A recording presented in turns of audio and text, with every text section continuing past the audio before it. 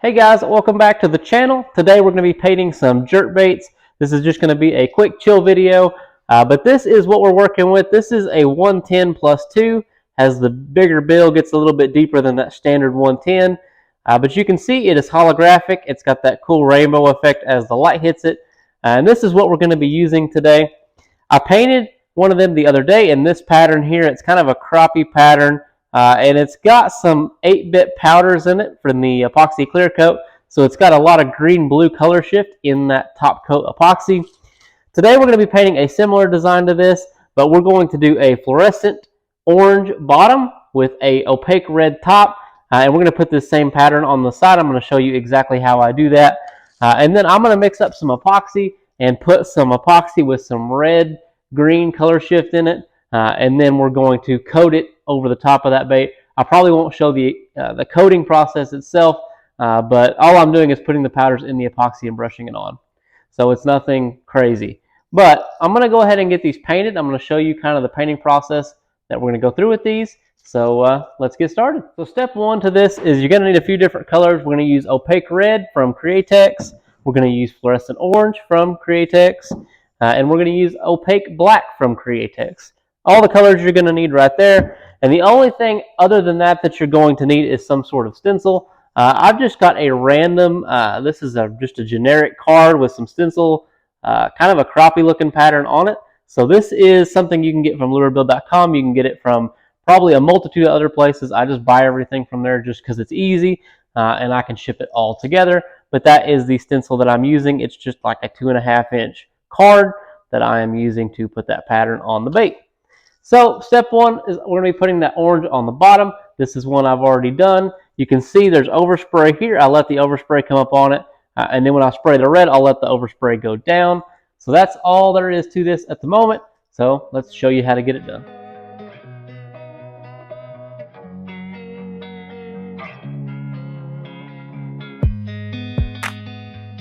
Here is the bait after step one. Like I said, this is just the orange belly. You saw me paint this. Now all we're going to do is take that opaque red and go down the back of it. So let's do that.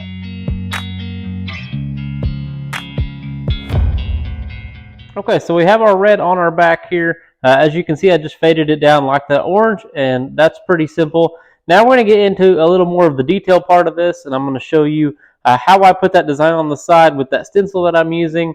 But I'm not going to time-lapse that. I'm going to show it to you in real time, just so you can kind of get a grasp for what I'm doing. There's a lot of things in the time lapse that just really wouldn't make a whole lot of sense if you didn't get to kind of understand the thought process behind it.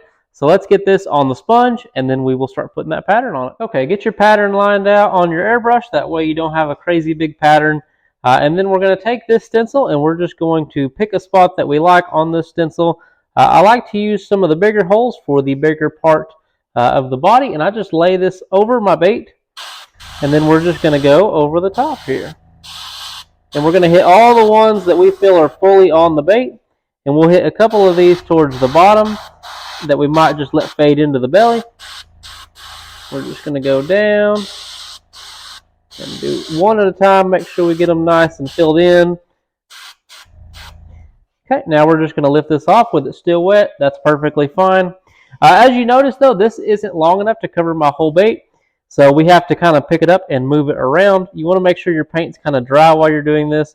That way you're not creating a huge mess. But you should be able to find a spot on your card that is good for each size of your bait. I'm going to use this one right here. And we're just going to make sure we don't overlap another mark we already have. We're just going to pinch this down. And then we're going to start filling it in.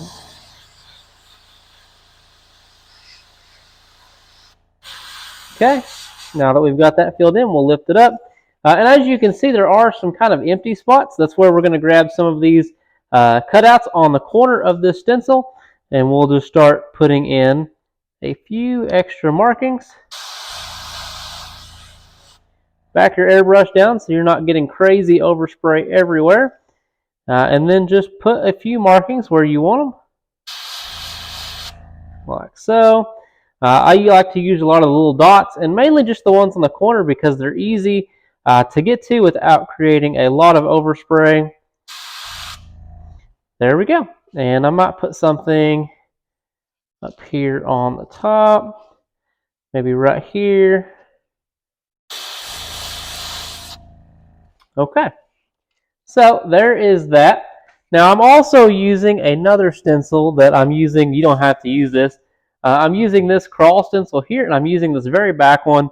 And I'm just putting a little mark on the gill plate. You certainly don't have to do this. It's just something I thought of while I was making these, and something that I kind of wanted to do. I'm just going to pinch it right there, and then we'll shoot a little bit of paint on that.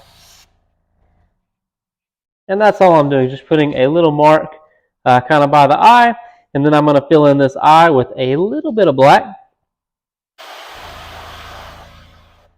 just like so, and there you go. So here is that final product. I went ahead and slapped some UVLS gloss clear on this and heat set it, which if you don't know, you can actually heat set UVLS. I was under the impression that you couldn't do that. Well, after talking to some people, apparently you can, and that just makes that epoxy adhere really well, and that is something that we will be doing here shortly. I'm going to slap some epoxy on this, and I'm going to add some of the 8-bit powders to this and get some kind of color shift. I'm not really sure what I'm going to use. I made some blitzes the other day, and I used the Vice City, and it worked really good, but I'm probably going to use something a little different just to try it out, and then we're going to see how that looks. So I'll be back in a day or two whenever I get this all epoxied up and it's cured and safe to handle again.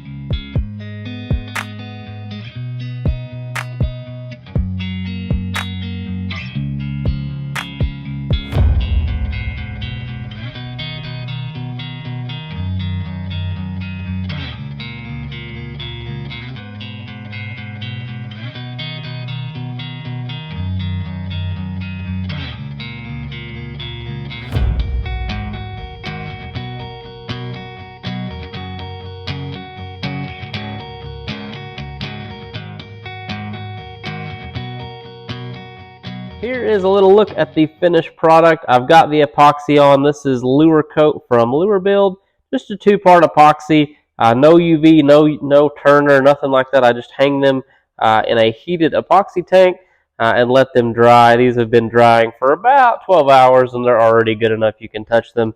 But you can see the crazy color shift we have going on there. There's some gold and you get in certain lights and you can start picking up a lot more red.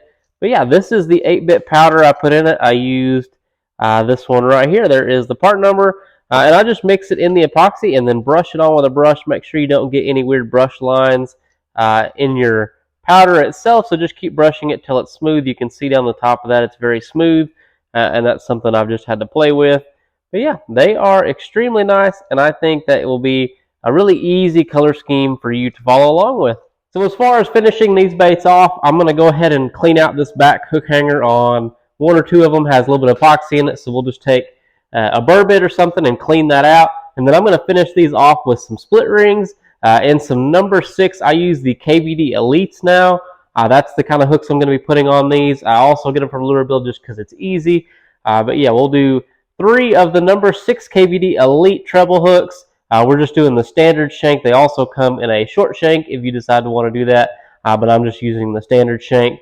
And the hook quality has been good. The hookups have been good. We've caught several of our tournament fish on jerkbaits like this, and we have not had any problems with hookups or anything like that. You will occasionally break a jerkbait hook. It's just the fact that they're a number 6. They're a smaller hook. They're thinner, so if you get real aggressive and bending that hook a lot, you will end up getting one to break eventually. But it's pretty uncommon, I would say, and that's something that you will come across with just about any of the other jerkbaits, name brands, and all that. It's just the fact that they're a number 6 and they are easier to break. You just have to be a little more careful with them. They're not like a number 2 where you can just grab your pliers and rip it out of the fish if you really need to. The 6s are just a little more fragile, so keep that in mind. But yeah, they are absolutely stunning looking baits. I hope you guys did enjoy this. I know these don't do quite as well on the channel as the soft plastic videos, but I just kind of want to cover a wide variety of things, have a little bit of stuff for everybody, and I hope that you guys do enjoy. I'll have probably 2 of these on the store. One of these is going in my box because I like it, so the other 2 I will throw on the store, and if it's something that gets traction, I'll make them in bigger batches. But I appreciate you watching. There'll be a link in the description below to my Etsy store. You can head on down there, check out my hard baits, check out my soft plastics. I just did a big restock on the soft plastics, so that is going to give us a few more options. We have a bunch of glory crawls now in stock. That is something that we didn't have a lot of earlier. And I'm also starting to work on the Epic Darter. That's going to be another mold that we're bringing into the lineup. Great chatterbait trailer, and it even works as a soft jerkbait. So that is something new that's coming, and just kind of stay patient on that. Like and subscribe. It does help the channel out, and I will catch you guys in the next video.